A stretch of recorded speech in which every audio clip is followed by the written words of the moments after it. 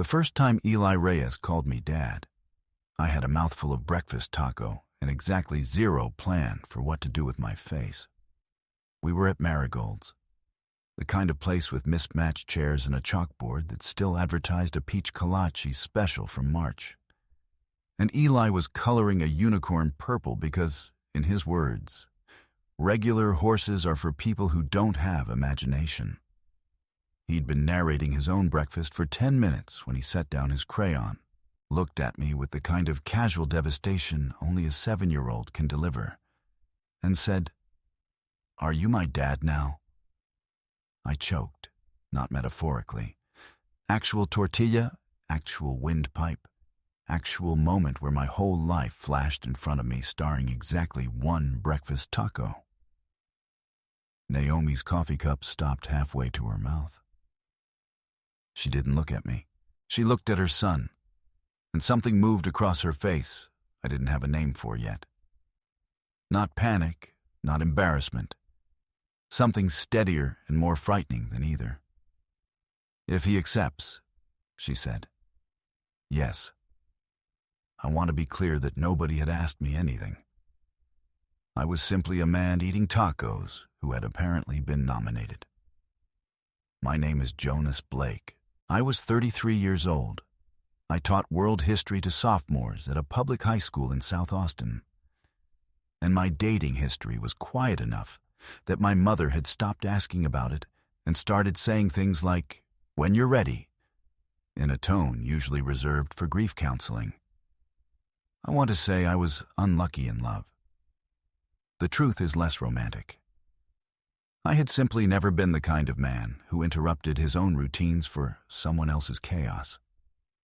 I graded papers on Sunday nights. I owned exactly one nice shirt, ironed. I had opinions about the Treaty of Westphalia that I'd never once gotten to use on a date, because the women I dated tended to leave around the time I started using phrases like structurally significant. I was, by every account, including my own, a man built for footnotes. Reliable. Forgettable in the specific way furniture is forgettable. Useful right up until someone needs the room for something else. I'd moved into the house on Drake Lane 2 years earlier, mostly because it had good light for grading papers and a fence that needed exactly the kind of low-stakes repair project a single man uses to avoid thinking about his life. Naomi Reyes lived on the other side of that fence with her son. And for the first several months, our entire relationship consisted of waving across the yard and once, memorably, both of us reaching for the same fallen frisbee and concussing our foreheads together so hard, Eli laughed for 4 straight minutes. She was an ER nurse, which meant her schedule looked like a ransom note. 3 nights on, 2 off, occasionally a stretch so brutal she'd come home at 7 a.m., looking like she'd personally held the hospital together with surgical tape and spite.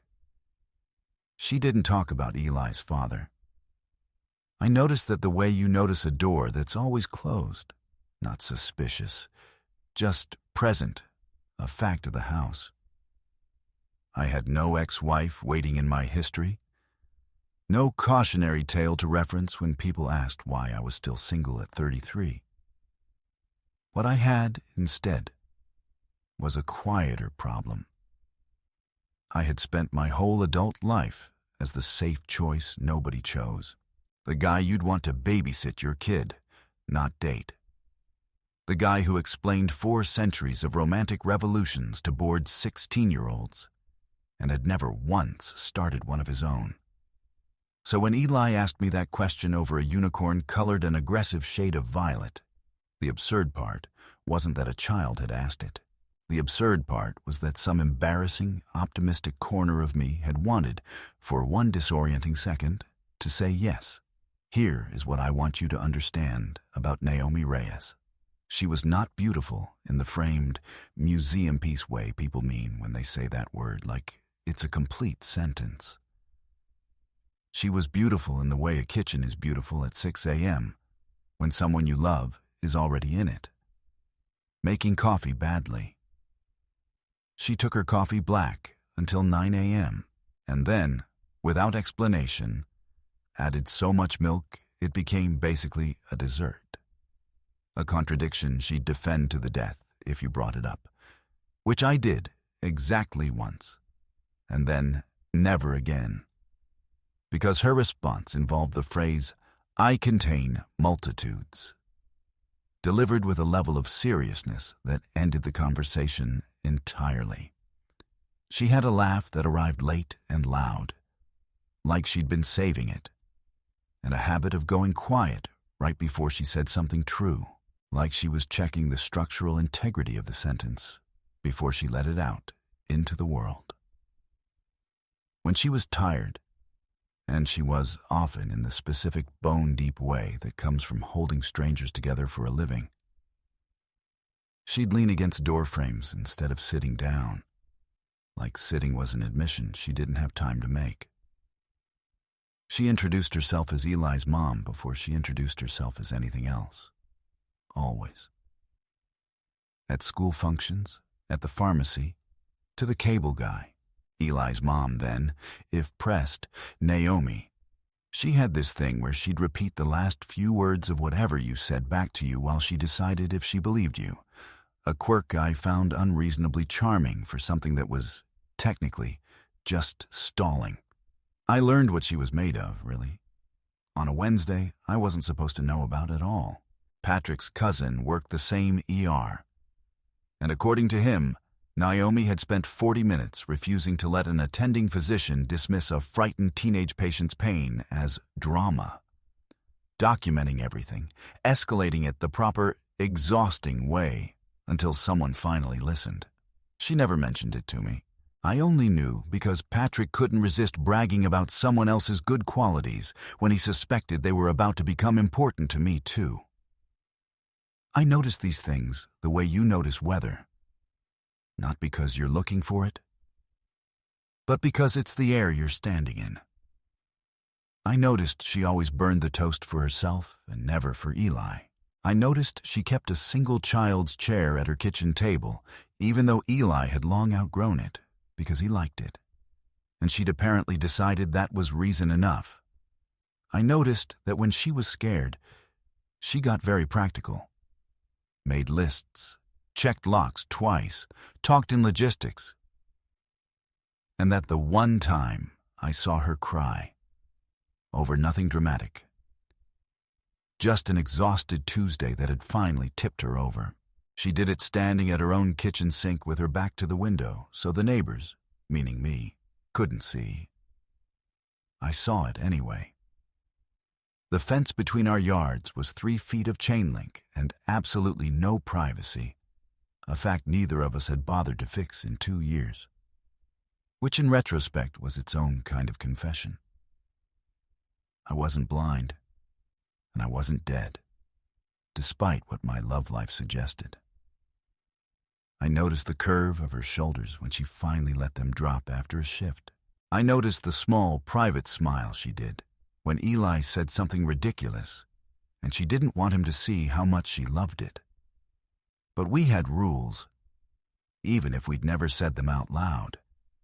The unspoken kind that exist between two adults who share a fence and a kid's affection, and absolutely nothing else they're allowed to want. She had enough people needing things from her. I had decided a long time ago I wasn't going to be one more. So I filed the noticing under things I would not be doing anything about. The same drawer where I kept my opinions on the Treaty of Westphalia. And I figured that drawer, like most of my drawers, would stay shut indefinitely. The drawer stayed shut for exactly 6 more weeks, until Naomi knocked on my door at 6:40 on a Tuesday morning, looking like a woman who had personally lost an argument with the universe.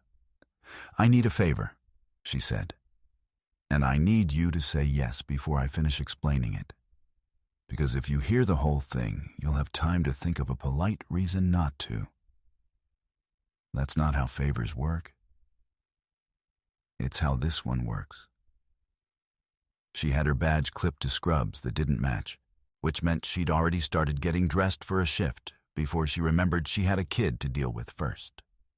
Mrs. Okafor's mom had a stroke, She's the only sitter I trust who isn't also currently employed by this hospital. And I have 4 shifts this week I cannot move. And I am asking you, my neighbor, a grown man with summers off and a deep, unsettling love of board games, if you would consider picking Eli up from school sometimes. I should tell you the list of reasons I had ready to decline. I had several. They were good reasons, the kind involving words like boundaries and appropriate, and what if this gets complicated. I had taught a unit on consequences exactly 4 months earlier. I understood structurally what I was being asked to risk. Reason 1.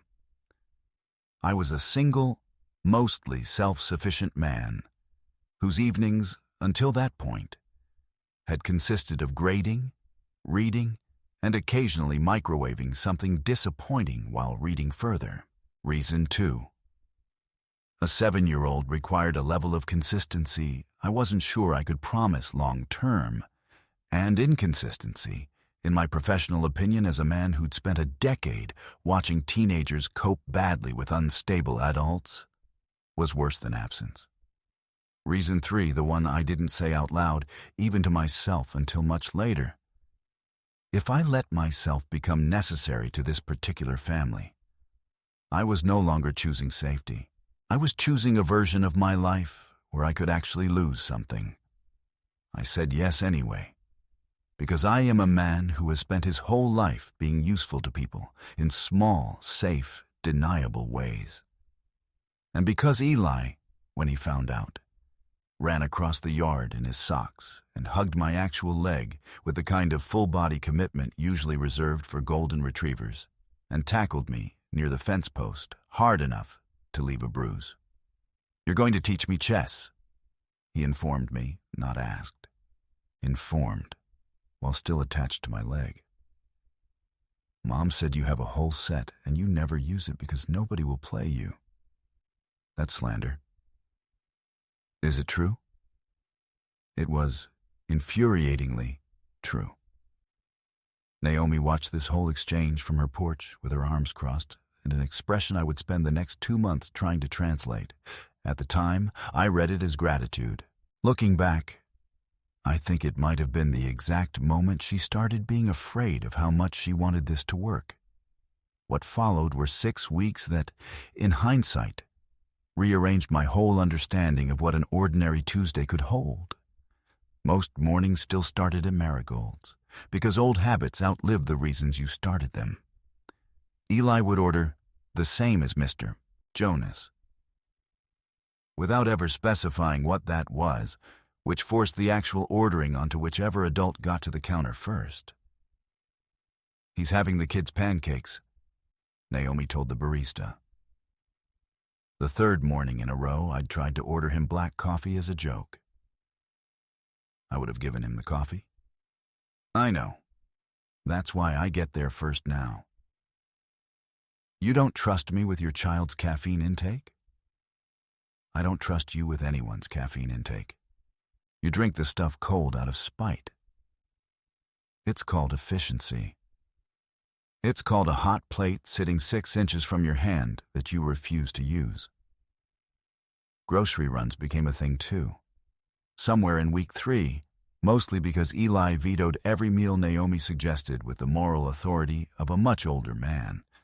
And she eventually just handed me the list and said, "You clearly have opinions about this.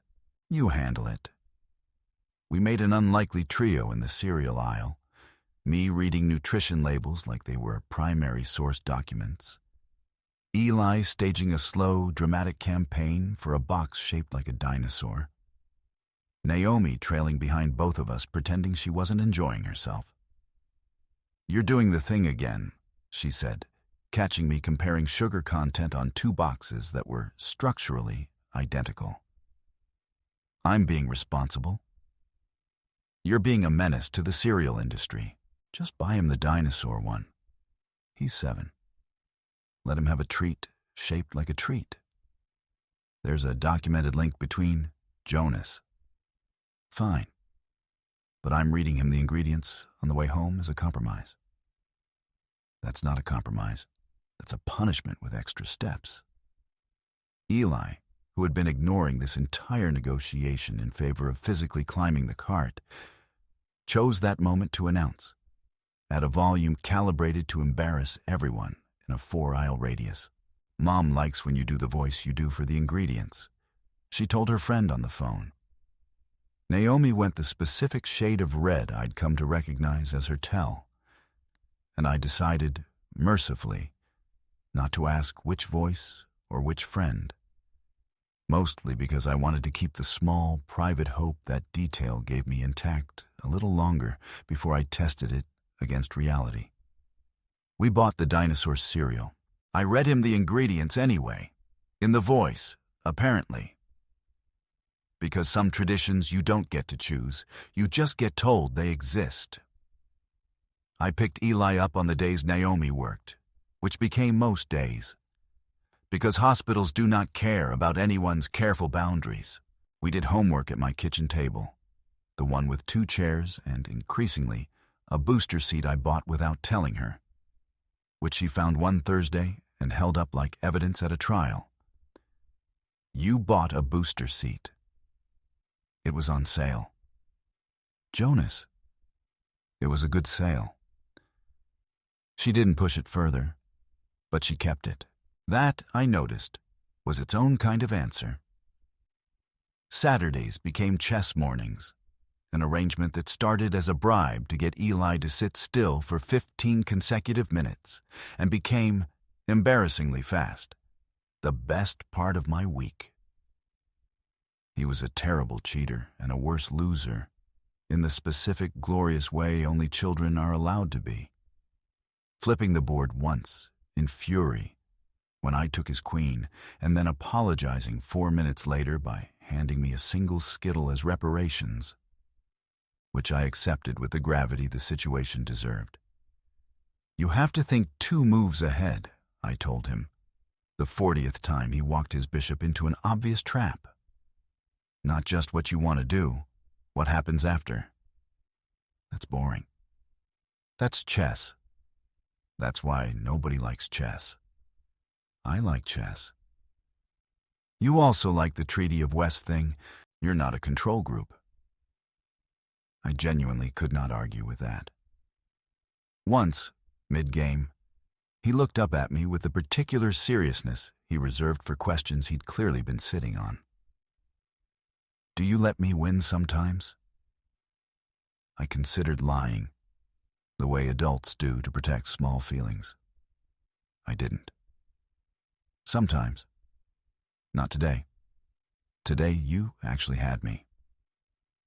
He thought about that for a long moment, moving his rook with new, careful authority. "Good," he said. "I don't want the fake kind. I want the real kind, even if it takes longer." I have thought about that sentence more times since than I'd like to admit, mostly because it turned out to be the exact thing Naomi needed from me.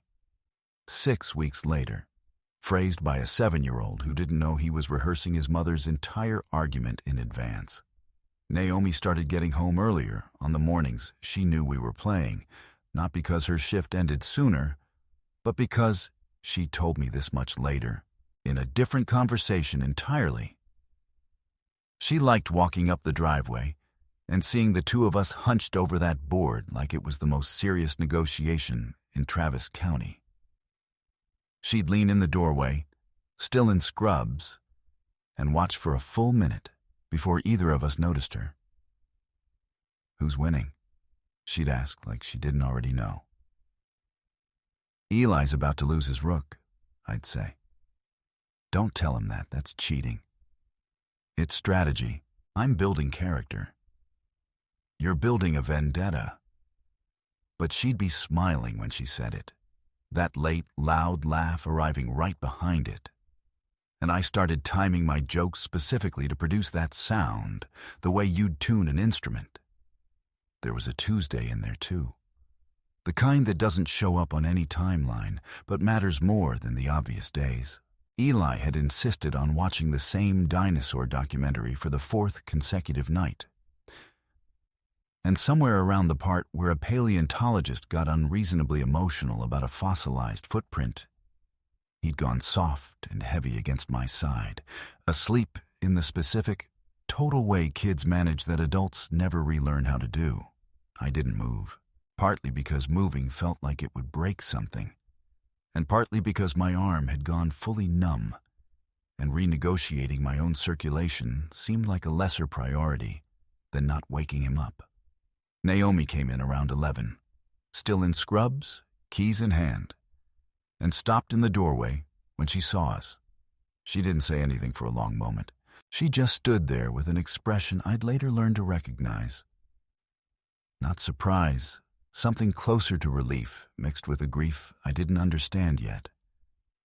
The look of someone realizing a thing she wanted was actually, quietly, already happening. She took a picture on her phone before she said a word, which she didn't think I noticed. I noticed. "You don't have to whisper," I said. "He's basically unconscious." I wasn't whispering. You were absolutely whispering. I whisper around sleeping children. It's a nurse thing. She crossed the room and crouched to look at Eli's face, brushing his hair back with a tenderness that made my chest do something complicated and unfamiliar. "Thank you for this. For watching a documentary about footprints? For being the kind of person who doesn't move his arm." I didn't tell her my arm had been screaming for the last 40 minutes. Some sacrifices you keep to yourself. The fence between our yards finally got fixed during this stretch too. Mostly because Eli kept getting his foot stuck in the gap where a board had rotted through. And I showed up one Sunday with lumber and a level and the specific, focused calm I get when a problem has a clear physical solution.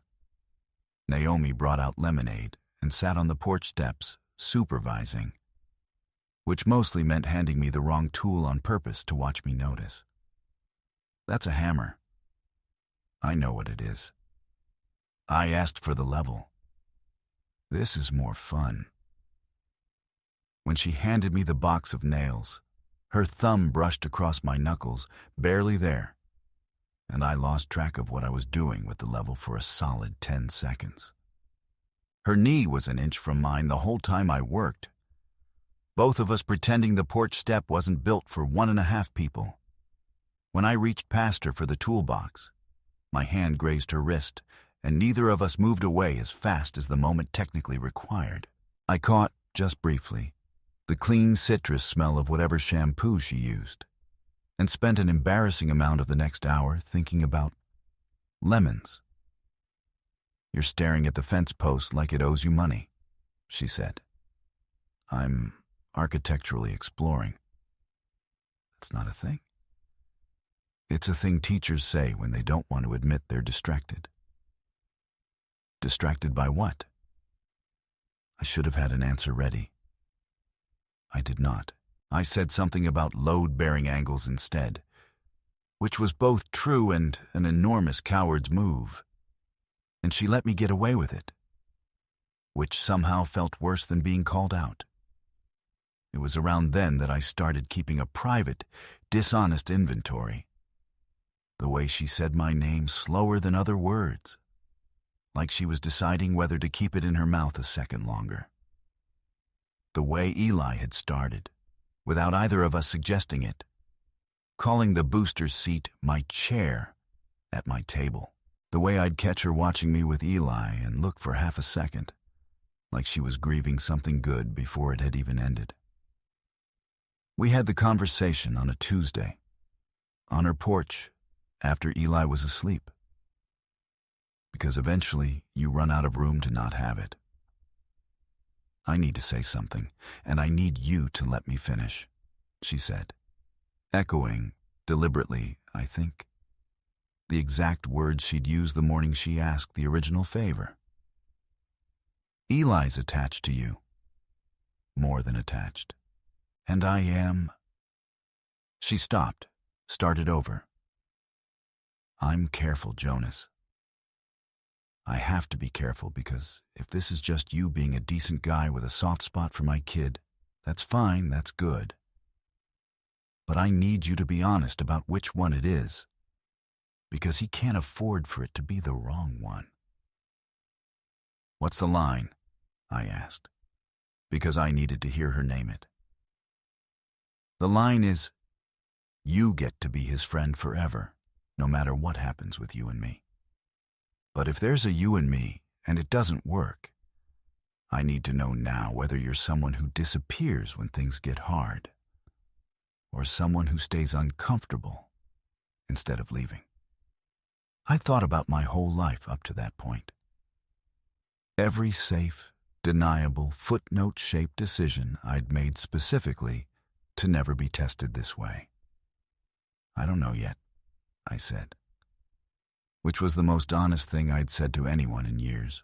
But I know I don't want to find out by leaving first. She looked at me for a long moment, the porch light doing something unfair to the line of her jaw.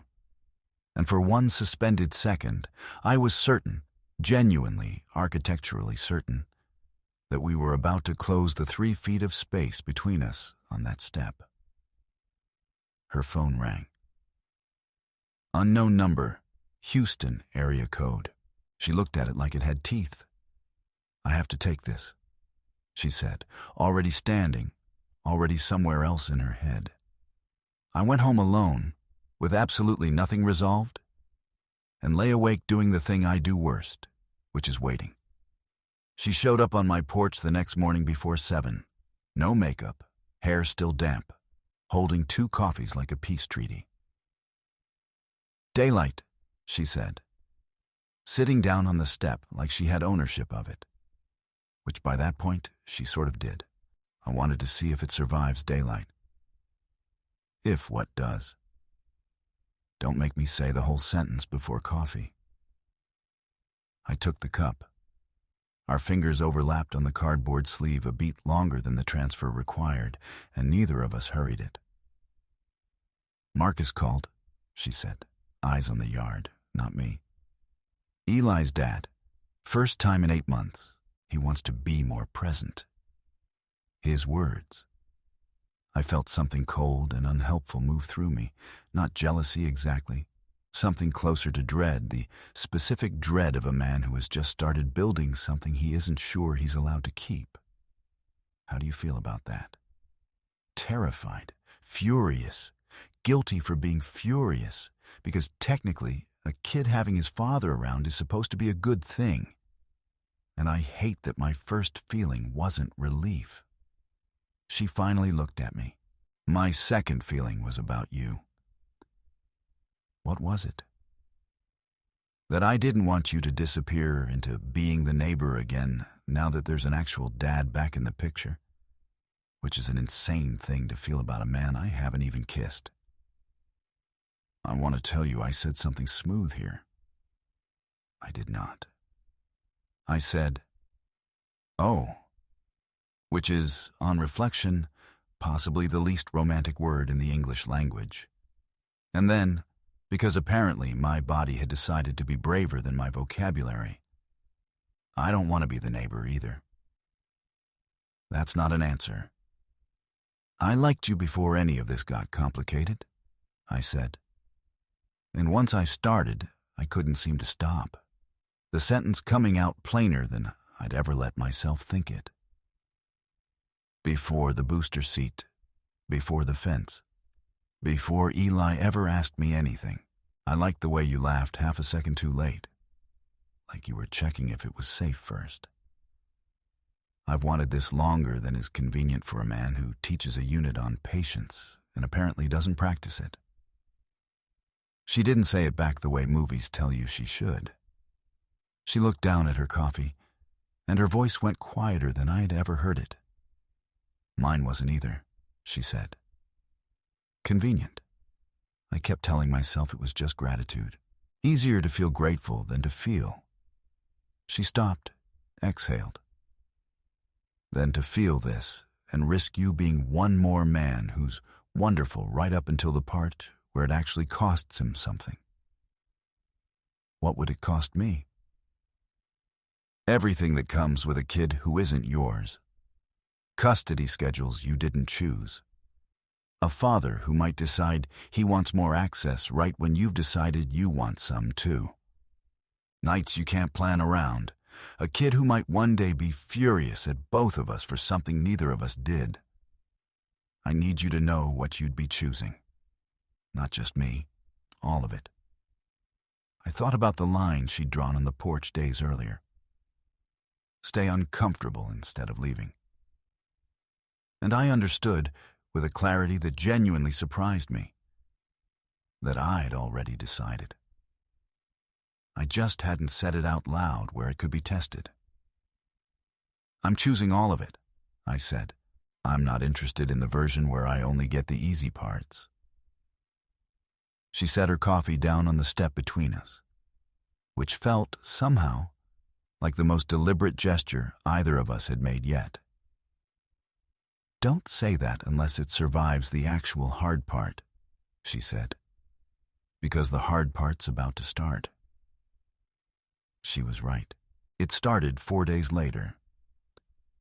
Patrick Choi taught chemistry 2 doors down from my classroom and had known me for 6 years, which was long enough for him to notice, the Monday after that porch conversation, that I'd graded an entire stack of essays without writing a single sarcastic comment in the margins.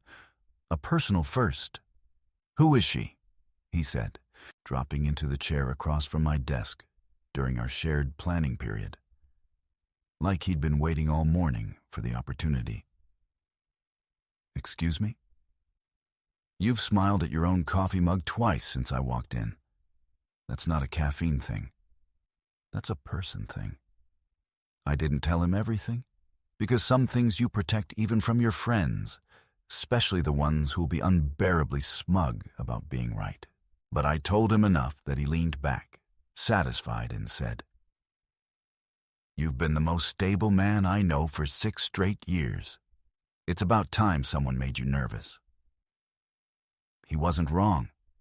I was nervous for the next 4 days straight, watching Naomi go quiet and clipped in the specific way she got when she was managing a crisis instead of feeling it. Marcus came to Austin that Friday, not announced as a confrontation. He framed it through 3 days of increasingly frequent texts and one quietly tense phone call as wanting to see Eli, talk things through, be an adult about this. Naomi let him come, because whatever she felt about him, she wasn't going to be the reason Eli grew up wondering about a father he'd never gotten the chance to know. I wasn't there for the conversation between them. I want to be honest about that. I didn't witness it. And I'm not going to pretend otherwise to make myself the hero of a scene I wasn't in. What I got was Naomi's face when she came to the fence afterward, and the version of events she gave me in pieces over the following hour, sitting on her porch steps with her knees pulled up like she was cold despite the Austin heat. He'd been, by her account, almost reasonable about Eli. A little late, a little performative, but reasonable.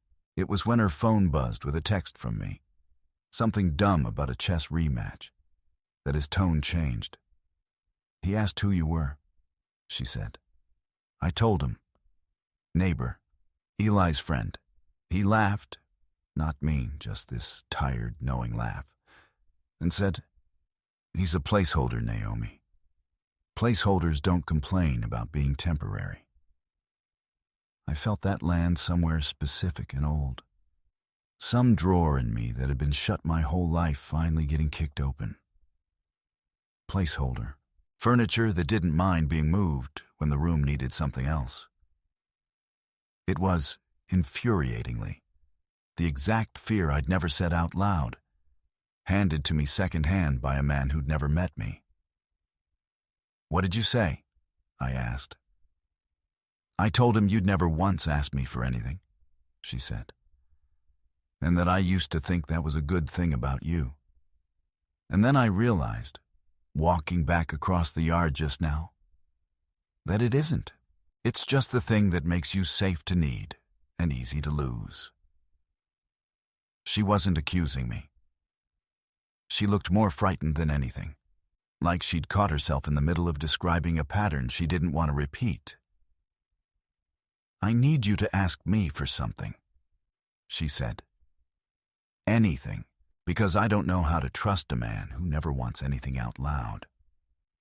I spent that night doing the thing I'd spent 33 years perfecting, cataloging every reason it would be easier not to ask for anything at all. If I never asked, I could never officially be told no. If I never asked, I got to keep being the reliable, undemanding option, the kind of man people were grateful for instead of afraid of disappointing. It was, I realized, somewhere around 2 a.m., staring at my own ceiling, an excellent strategy for never getting hurt and an even better one for never actually being loved. I told Patrick about it the next day, mostly because I needed to say it out loud to someone who wasn't also bleeding from the same wound. "Placeholder," he repeated, leaning back in his chair like the word personally offended him on my behalf. That's rich, coming from a guy who left for 8 months and showed up wanting credit for a phone call. That's not really the point. It's exactly the point. You know what a placeholder is? Something nobody chooses on purpose.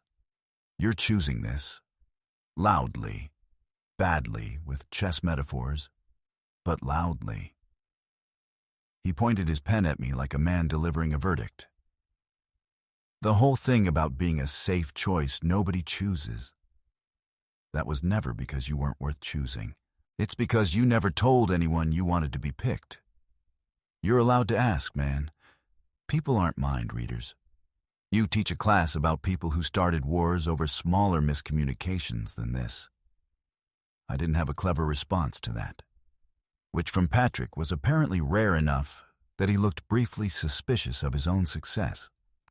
I went home and sat with that for exactly one night, which is one night longer than I should have needed, and the next morning, I walked across the yard with the chess set under my arm like a man bringing a weapon to a negotiation. She was on her porch in the same spot, looking like she hadn't slept either. I set the board down on the step between us, the same step where her coffee cup had sat 4 days earlier, the same step where I'd almost kissed her and lost my nerve to a phone call. "I'm asking for something," I said, out loud, on purpose, no list of reasons why I shouldn't. "Okay. I want to stay. Not as the neighbor who's useful, not as Eli's friend who happens to live next door. I want the version where I get woken up at 2 a.m. because he had a nightmare, and the version where his father comes back into town and it's complicated and exhausting and not mine to fix. And I still don't leave. I want the booster's seat to stay at my table because it's his chair, not because it's a nice gesture. I want you to stop bracing for the day I turn out to be temporary, because I'm not." She was quiet for long enough that I started doing the thing I do, cataloging every possible interpretation of her silence. And then she reached over and moved my king 2 squares forward on the board, which is not a legal move in chess, which I pointed out, because apparently, even in this moment, I was still a man who corrected rules for a living. "I know," she said. "I'm choosing carefully, slowly, on purpose. I just wanted you to see what it looks like when I do it wrong. Naomi, I'm free enough to choose carefully," she said. And I understood she meant it as an answer, not a deflection. That this was the opposite of falling. This was 2 people deciding, with their eyes open, to walk towards something that could still go badly. "I'm choosing you." Slowly is not the same as unsure. She kissed me before I could find a response that did the moment justice, which was, in retrospect, the correct call. Her hand found the collar of my shirt first, like she needed something to hold on to before she committed. And when she finally closed the distance, her mouth was warm and tasted like the coffee she hadn't finished. and she made a small, surprise sound against my mouth, like she hadn't expected herself to actually go through with it. My hand found her jaw, and she tilted into it. And somewhere on the board between us, a fallen pawn rolled off the step and into the grass, and neither of us moved to retrieve it. "For the record," I said, when we finally separated, both of us slightly stunned. "That wasn't on the board." "No," she agreed, not moving away. "That one was just for us." She kissed me again before I could ruin it with another joke, which, frankly, was for the best. Marcus did end up sticking around Eli's life, in the limited, sometimes disappointing way that exes who reappear usually manage. A video call most weeks, a visit every couple of months, enough to be real without ever being constant. Naomi handled it with the same brisk, exhausted grace she handled everything. And I learned, slowly, what it meant to be the steady thing in a kid's life, without needing to be the only thing. 3 months in, the booster seat was still at my table, though Eli had started insisting he didn't need it anymore, and then using it anyway out of what I can only assume was nostalgia for a chair he'd had for less than a season. The fence stayed fixed. Patrick still asked, every single Monday, who I'd smiled at my coffee mug about. And every single Monday I told him it was none of his business. Which by that point was its own kind of confirmation. Naomi still leaned in doorways instead of sitting down when she was tired, but she did it in my doorway now as often as her own. And I'd started keeping a second coffee mug on the counter that wasn't technically mine. A fact I never mentioned, and she never commented on. The way you don't comment on a thing you've both quietly decided is permanent. Eli still cheated at chess. I still let him win exactly often enough that he hadn't caught on, and exactly rarely enough that the wins he earned still meant something. He'd taken to setting up the board himself on Saturday mornings now, 3 chairs around it instead of 2. Even on the mornings Naomi was working, leaving her spot empty like he expected her to materialize. Which, more often than not, she eventually did. Austin moved through one of its strange, brief winters in there too. The kind that lasts 11 days and gets discussed for 11 months. And I remember Naomi showing up at my door in a coat 3 sizes too big that I later learned was mine, holding 2 coffees and looking entirely unbothered about having stolen it from my closet without asking. I didn't mention it. Some things you just let become true without forcing them to be official.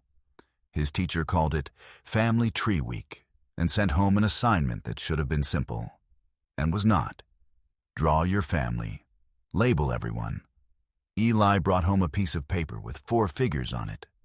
Naomi, unmistakable by the scrubs he'd drawn in blue marker. Himself, holding what was either a chess piece or a deeply ambitious interpretation of a sword. A small figure off to the side labeled Marcus, Video, because apparently that was now his father's official title in Eli's worldview. And me, drawn slightly too tall, standing slightly too close to Naomi, labeled, in handwriting still working out where letters were supposed to go, Jonas, who stayed. I did not cry in front of a 7-year-old over a stick figure. I want that on record. I went home and did it later, privately, like a man who still had some dignity left to protect. I never did get a clean, official answer to his original question, the one over the violet unicorn that started all of this. We didn't need one. Some things stop being questions once you've spent enough Saturday mornings answering them with your actions instead of your mouth. What I have instead is this, a chess set with a chipped knight that's seen more honest conversation than my entire dating history combined. A fence with absolutely no privacy and absolutely no need for any. And a porch step where a woman I love once told me she was choosing carefully, slowly, on purpose, which, it turns out, was never the same thing as not choosing me at all. So here's what I keep wondering, now that it's behind me. I think about that morning at Marigold's more than I probably should, given how it ended. Not with an answer, but with a question I had to spend months learning how to actually deserve. If a 7-year-old asked you a question that big before you were ready, before anyone had given you permission to want the answer, would you have choked on your breakfast and changed the subject? Or would you have let yourself, for one reckless morning, hope it might actually be true? And have you ever been the safe choice for so long that you forgot safe and chosen aren't the same thing? Until someone finally asked you to prove which one you were?